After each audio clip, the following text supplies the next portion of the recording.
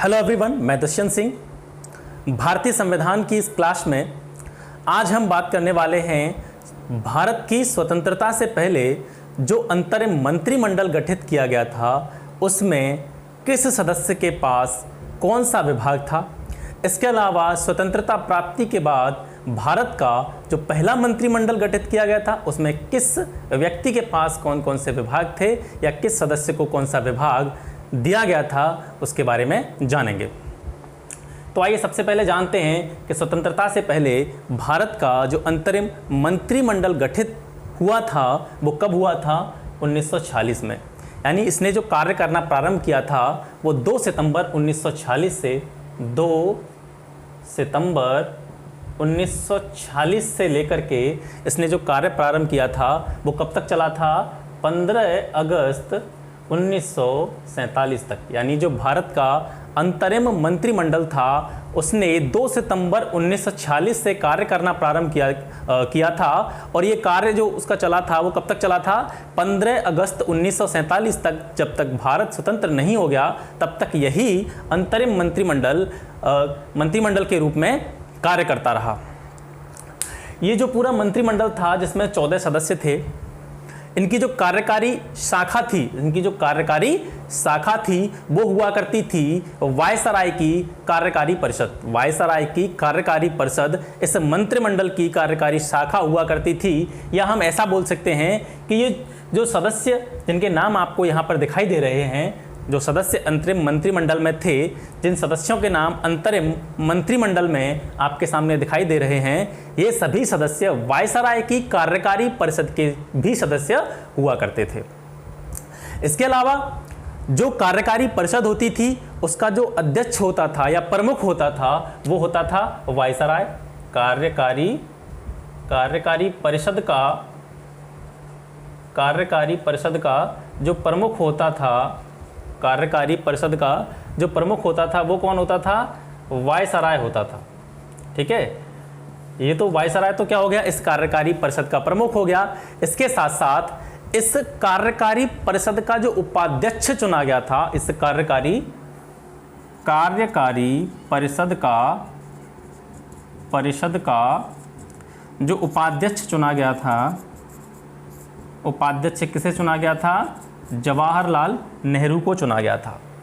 तो हमने क्या जाना कि जो अंतरिम मंत्रिमंडल था, भारत का जो अंतरिम मंत्रिमंडल था उसकी जो कार्यकारी परिषद थी, जितने भी सदस्य थे, जो अंतरिम मंत्रिमंडल में जितने भी सदस्य थे वो वायसराय की कार्यकारी परिषद के भी सदस्य थे और इस परिषद का जो प्रमुख होता था वो वायसराय होता था। पंडित जवाहरलाल नेहरू को इस कार्यकारी परिषद का उपाध्यक्ष चुना गया और इस अंतरिम मंत्रिमंडल ने 2 सितंबर 1946 से लेकर के भारत की स्वतंत्रता प्राप्ति तक यानी 15 अगस्त 1947 तक निरंतर कार्य किया। इसके बाद में 15 अगस्त 1947 को भारत आज़ाद हो गया था और भारत आज़ाद होने के बाद में ही भारत का पहला यानी स्वतंत्र भारत का पहला मंत्रिमंडल तैयार किया गया था। तो आइए सबसे पहले देखते हैं कि जो भारत का अंतरिम मंत्रिमंडल था उसमें किस व्यक्ति के पास कौन सा विभाग था। तो सबसे पहला नाम है जवाहरलाल नेहरू। जवाहरलाल नेहरू, इनको जो विभाग दिया गया था वो दिया गया था राष्ट्रमंडल संबंध एवं विदेश मामले। राष्ट्रमंडल संबंध और विदेशों से संबंधित जितने भी मामले हुआ करते थे उनका जो प्रमुख था, उनके प्रमुख कौन थे? जवाहरलाल नेहरू। अगला नंबर है वल्लभ भाई पटेल। सरदार वल्लभ भाई पटेल को गृह मंत्रालय सौंपा गया था। इसके अलावा उनको सूचना एवं प्रसारण मंत्रालय भी दिया गया था। सरदार बलदेव सिंह भारत के अंतरिम मंत्रिमंडल में रक्षा मंत्री थे। रक्षा विभाग सरदार बलदेव सिंह को सौंपा गया था। इसके अलावा जॉन मथाई जो थे उनको उद्योग एवं नागरिक आपूर्ति मंत्रालय सौंपा गया था। उद्योग एवं नागरिक आपूर्ति मंत्रालय किसको सौंपा गया था? जॉन मथाई को। श्रम मंत्रालय यानी जो लेबर डिपार्टमेंट था वो बाबू जगजीवन राम को सौंपा गया था। कार्य खान एवं ऊर्जा ये वाला जो मंत्रालय था वो CH भाभा जी को सौंपा गया था। खाद्य मंत्रालय एवं कृषि मंत्रालय किसको सौंपा गया था? डॉक्टर राजेंद्र प्रसाद को।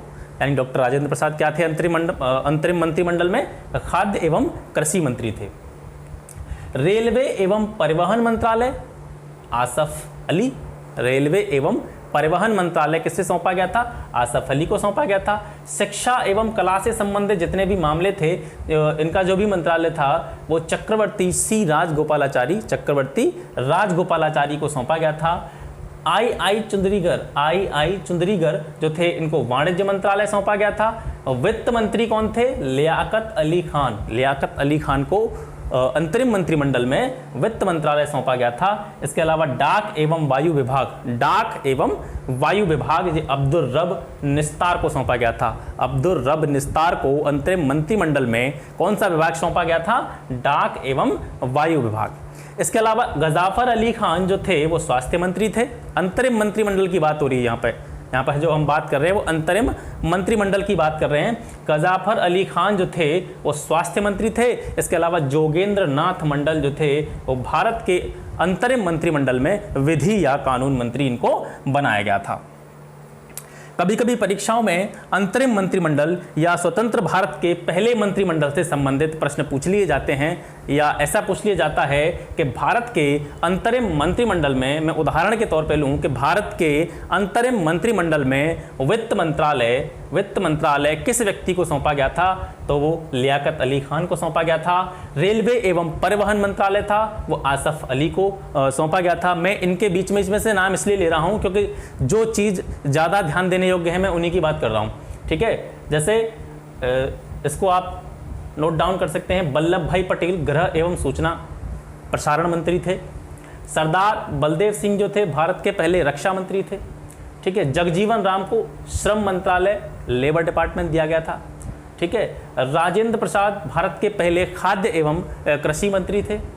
आसफ अली को रेलवे एवं परिवहन मंत्रालय दिया गया था। आप 1 2 बार 3 बार इसको एक बार से देख लेंगे या 2-3 बार अपनी कॉपी पर भी लिख देंगे तो आपको ये पूरा मंत्रिमंडल याद हो जाएगा। इसके बाद में बात करते हैं स्वतंत्र भारत के पहले मंत्रिमंडल के विषय में। स्वतंत्र भारत के पहले मंत्रिमंडल के विषय में जैसे ही अंतरिम मंत्रिमंडल ने कार्य करना स्टार्ट किया था 2 सितंबर 1946 से, भारत आज़ाद हो गया 15 अगस्त 1947 को। उसके बाद में भारत का शासन चलाने के लिए भारत का पहला मंत्रिमंडल तैयार किया गया था। उसमें किस व्यक्ति को कौन सा विभाग सौंपा गया था उसके बारे में नज़र डालते हैं। पंडित जवाहरलाल नेहरू ये भारत के पहले प्रधानमंत्री बने थे। पंडित जवाहरलाल नेहरू स्वतंत्र भारत के पहले प्रधानमंत्री, इनको चुना गया था। इसके अलावा इनके पास कौन सा विभाग था? वैज्ञानिक शोधों से संबंधित विभाग जवाहरलाल नेहरू के पास था। विदेश मंत्रालय और राष्ट्रमंडल संबंध, विदेश मंत्रालय और राष्ट्रमंडल संबंध, ये विभाग भी पंडित जवाहरलाल नेहरू के पास थे। इसमें अलग से क्वेश्चन बनाने की आवश्यकता नहीं है, आप यहीं से समझ सकते हैं। आपको थोड़ा सा बस ध्यान देने की आवश्यकता है। कैसे हम यहाँ से बोलेंगे, प्रश्न आ सकता है स्वतंत्र भारत के पहले प्रधानमंत्री कौन थे? पंडित जवाहरलाल नेहरू। अगर इसके अलावा ये प्रश्न पूछा था कि भारत के पहले विदेश मंत्री कौन थे? भारत के पहले विदेश मंत्री कौन थे? तो विदेश मंत्री भी कौन थे? पंडित जवाहरलाल नेहरू, क्योंकि विदेश मंत्रालय भी इन्हीं को सौंपा गया था। दूसरा नंबर आता है वल्लभ भाई पटेल का। वल्लभ भाई पटेल को कौन कौन से मंत्रालय सौंपे गए थे? गृह मंत्रालय, सूचना एवं प्रसारण मंत्रालय, इसके अलावा राज्यों से संबंधित जितने भी मामले थे वो वल्लभ भाई पटेल को सौंपे गए थे। वल्लभ भाई पटेल को गृह मंत्रालय, सूचना एवं प्रसारण मंत्रालय, इसके अलावा राज्यों से संबंधित मामले। तो यहाँ से प्रश्न आता है कि वल्लभ भाई पटेल को पहले मंत्रिमंडल में, स्वतंत्र भारत के पहले मंत्रिमंडल में कौन कौन से विभाग दिए गए थे? तो उनको गृह मंत्रालय दिया गया था, सूचना एवं प्रसारण मंत्रालय या राज्यों से संबंधित मामले। ये तीनों मामले वल्लभ भाई पटेल को दिए गए थे। यहां से प्रश्न कुछ इस तरीके से भी पूछ सकता है कि स्वतंत्र भारत के पहले गृह मंत्री कौन थे? गृह मंत्री, होम मिनिस्टर कौन थे? वल्लभ भाई पटेल। इसके अलावा वल्लभ भाई पटेल उप प्रधानमंत्री भी थे। वल्लभ भाई पटेल जो थे वो क्या थे? उप प्रधानमंत्री भी थे, ठीक है। अब वल्लभ भाई पटेल से संबंधित सभी तथ्य हो गए, यानी वल्लभ भाई पटेल स्वतंत्र भारत के पहले गृह मंत्री थे। इसके अलावा स्वतंत्र भारत के पहले उप प्रधानमंत्री थे। इसके अलावा सूचना एवं प्रसारण और राज्यों से संबंधित मामले स्वतंत्र भारत के पहले मंत्रिमंडल में सरदार वल्लभ भाई पटेल को दिए गए थे। डॉक्टर राजेंद्र प्रसाद जो कि भारत के सबसे पहले राष्ट्रपति थे, इसको सबको पता होगा, इसको नोट करने की जरूरत नहीं है। डॉक्टर राजेंद्र प्रसाद स्वतंत्र भारत के प्रथम राष्ट्रपति थे। इनके साथ साथ मंत्रिमंडल में उनको विभाग जो दिया गया था वो दिया गया था खाद्य एवं कृषि विभाग। खाद्य एवं कृषि विभाग। यहाँ से प्रश्न इस तरीके से पूछा जा सकता है कि स्वतंत्र भारत के पहले कृषि मंत्री कौन थे? स्वतंत्र भारत के पहले कृषि मंत्री कौन थे? वो थे डॉक्टर राजेंद्र प्रसाद। शिक्षा मंत्री की अगर बात करें, यानी शिक्षा विभाग सौंपा गया था मौलाना अबुल कलाम आज़ाद को। शिक्षा विभाग सौंपा गया था मौलाना अबुल कलाम आज़ाद को। तो यहाँ से हम कह सकते हैं कि स्वतंत्र भारत के पहले शिक्षा मंत्री जो थे वो कौन थे? अबुल कलाम आज़ाद थे। जॉन मथाई को रेलवे एवं परिवहन विभाग, जॉन मथाई को रेलवे एवं परिवहन विभाग सौंपा गया था। तो हम कह सकते हैं यहाँ से कि रेलवे मंत्री जो थे, रेल मंत्री जो थे वो कौन थे? जॉन मथाई थे। ऐसी प्रकार से वित्त मंत्री आर के षणमुखम चेट्टी, वित्त मंत्री कौन थे? आर के षणमुखम चेट्टी। श्रम मंत्री या लेबर मिनिस्टर जगजीवन राम। रक्षा मंत्री, स्वतंत्र भारत के पहले रक्षा मंत्री जो थे वो थे सरदार बलदेव सिंह। स्वतंत्र भारत के पहले रक्षा मंत्री कौन थे? सरदार बलदेव सिंह। और भीमराव अंबेडकर को कौन नहीं जानता? भीमराव अंबेडकर को कौन नहीं जानता? इनको विभाग दिया गया था विधि और कानून विभाग, विधि या कानून विभाग। यानी यहाँ से प्रश्न कई बार पूछा गया है कि स्वतंत्र भारत के पहले कानून मंत्री कौन थे? स्वतंत्र भारत के पहले कानून मंत्री कौन थे? तो वो थे डॉक्टर भीमराव अंबेडकर। राजकुमारी अमृत कौर, राजकुमारी अमृत कौर ये स्वतंत्र भारत के पहले मंत्रिमंडल में स्वास्थ्य मंत्री हुआ करती थी, स्वास्थ्य मंत्री हुआ करती थी। इसके साथ साथ इनके बारे में एक बात और जानने योग्य है कि ये स्वतंत्र भारत के पहले मंत्रिमंडल में पहली महिला मंत्री थी। ये पहली महिला मंत्री थी। स्वतंत्र भारत के मंत्रिमंडल में ये पहली महिला मंत्री थी।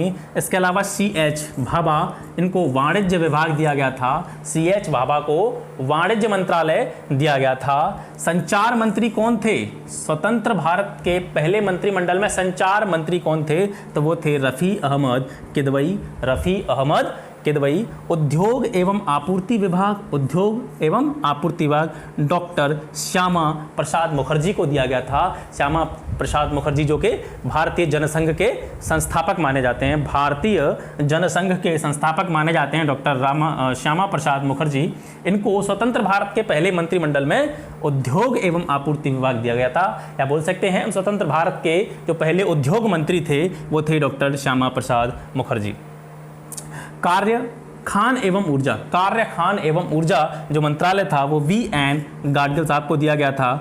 कार्य खान एवं ऊर्जा से संबंधित जो विभाग था वो V.N. गाडगिल को दिया गया था। और राहत और पुनर्वास, राहत और पुनर्वास विभाग KC नियोगी को दिया गया था।